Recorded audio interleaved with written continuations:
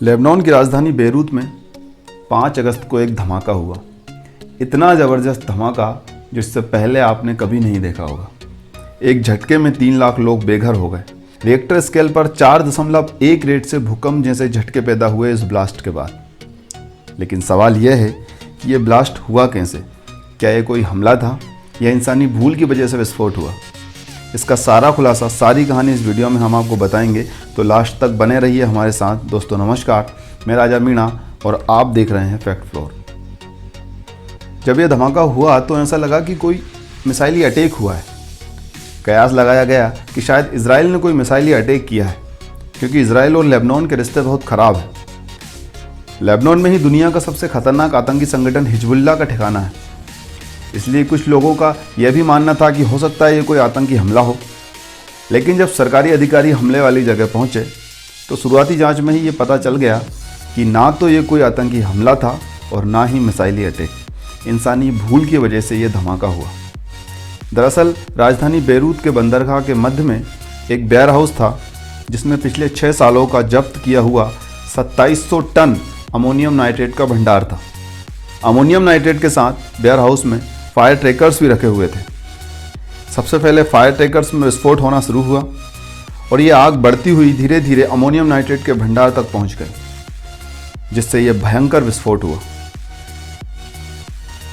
इस विस्फोट में 150 से ज़्यादा लोगों ने अपनी जान गंवा दी, 4000 से ज़्यादा लोग घायल हुए और 3 लाख से ज़्यादा लोग बेघर हो गए।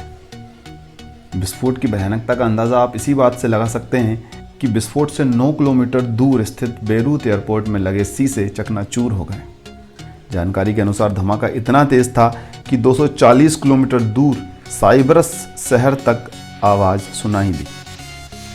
आपको बता दें कि अमोनियम नाइट्रेट एक केमिकल पदार्थ है जिसमें कोई गंध नहीं होती। ज़्यादातर इसका प्रयोग खनन या निर्माण कार्य में विस्फोटक के तौर पर किया जाता है।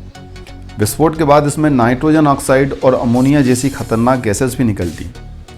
इसके रखरखाव के लिए भी कड़े नियमों का पालन करना होता है, जैसे कि जहाँ इसे रखा जाता है वह स्टोर एकदम फायर प्रूफ होना चाहिए। पास में कोई भी नाला या गटर नहीं होना चाहिए जिसमें अमोनियम नाइट्रेट जमा हो सके। हालांकि यह पहला वाक्य नहीं है जब अमोनियम नाइट्रेट दुर्घटना का कारण बना हो। कई बार पहले भी दुर्घटना हो चुकी है, लेकिन अब तक का सबसे खतरनाक लेबनान का बेरूत रहा। देखने में लगा जैसे कोई परमाणु हमला हुआ हो।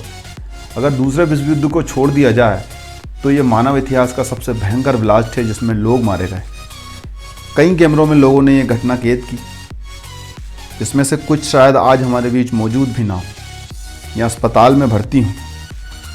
फायर ट्रैकर्स की आग ब्लास्ट के बाद भी दिखती रही, जिससे ये पता चला कि फायर ट्रैकर्स के जरिए ही आग 2700 टन अमोनियम नाइट्रेट तक पहुंची।